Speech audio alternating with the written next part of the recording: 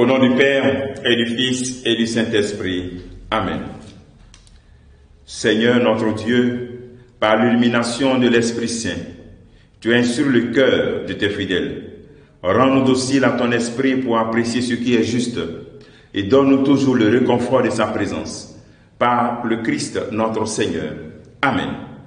Nous sommes aujourd'hui 28 octobre et la parole de Dieu que notre Mère Église nous propose en ce jour où nous célébrons la fête de Saint Simon et Saint Jude, apôtres. Cette parole est extraite de l'évangile de Luc chapitre 6, versets 12 à 19. En ces jours-là, Jésus s'en alla dans la montagne pour prier. Et il passa toute la nuit à prier Dieu.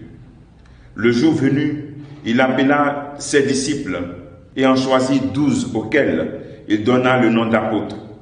Simon, auquel il donna le nom de Pierre, André son frère, Jacques, Jean, Philippe, Barthélemy, Matthieu, Thomas, Jacques, fils d'Alphée, Simon appelé le Zélote, Jude, fils de Jacques, et Judas Iscariote, qui devint un traître.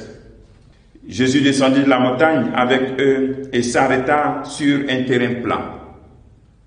Il y avait là un grand nombre de ses disciples et une grande multitude de gens venus de toute la Judée, de Jérusalem, du littoral, de Tyr et de Sidon. Ils étaient venus l'entendre et se faire guérir de leur maladie. Ceux qui étaient tourmentés par des esprits impurs retrouvèrent la santé. Et toute la foule cherchait à le toucher, parce qu'une force sortait de lui et les guérissait tous. Acclamons la parole de Dieu, louange à toi Seigneur Jésus. En cette fête de Saint Simon et Saint Jude, apôtres, nous voyons Jésus qui appelle ces personnes à qui il donne le nom d'apôtres, c'est-à-dire envoyés. Mais avant de prendre cette décision, avant de les choisir, il passe toute la nuit en train de prier. Voici le premier enseignement que nous pouvons tirer de ce texte. Jésus qui prie toute la nuit, avant de choisir ses 12 apôtres. Avant de choisir toute la nuit en train de prier. Lui, le Fils de Dieu, il a dit, qui m'a vu a vu le Père. Et lui passe toute la nuit en train de prier. La nécessité d'une communion parfaite avec Dieu le Père dans même tout ce qu'il fait, même si Jésus est l'image parfaite du Dieu vivant. C'est fort, hein? Et nous, qui par le baptême devenons aussi enfants de Dieu, qui sommes appelés à devenir image aussi du Dieu vivant, est-ce que nous discernons, nous prenons le temps aussi de discerner dans les choix de notre vie? Nous prenons un temps. Prier pour discerner. Prier pour discerner. Est-ce que je prie pour prendre de grandes décisions de ma vie? Est-ce que je prends le temps vraiment de discerner? Ou bien je fais ce qui me vient à la tête? Il est bon que dans nos affaires, dans notre vie affective, dans notre travail, dans tout ce que nous faisons, nous prenons comme décision dans notre vie, on puisse s'assurer si Dieu est dedans. C'est ça le discernement. Jésus prie pour exprimer cette communion avec le Père. Tu discernes pour voir ce que tu es en train de faire. Rentre aussi dans le plan aussi de Dieu. Pour choisir, il faut que Dieu soit dans ton choix. Lui, Dieu a été dedans. C'est pour cela qu'aujourd'hui, avec ces 12 personnes qu'il a choisies, dans le monde entier, on parle de Jésus-Christ. Jusqu'à présent, malgré les persécutions, parce qu'il a discerné.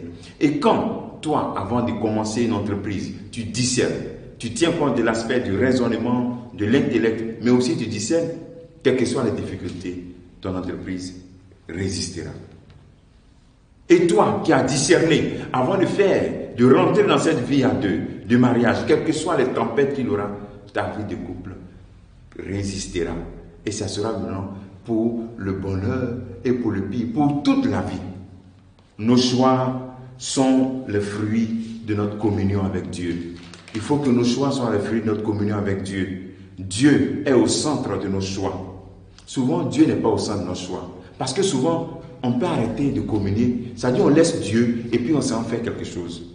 Tu peux arrêter de prier parce que tu dis non, je n'ai pas le temps, je dois faire ceci. Est-ce que tu mets Dieu dedans? Pendant que souvent, il y a des gens qui prennent la décision d'avorter. Est-ce qu'ils ont mis Dieu dedans? C'est un choix. Donc, prends une décision, on va dire que Dieu n'est pas dedans. Ou bien la décision de divorcer. Est-ce que Dieu est dedans? Pendant que Dieu a dit ce qu'il a lu, que personne ne désunisse, tu as dit oui à l'autel. Et puis tu prends cette décision. Quel que soit ce qui arrive, on doit savoir si Dieu est vraiment dans nos choix. Et puis le mettre vraiment au cœur de nos choix.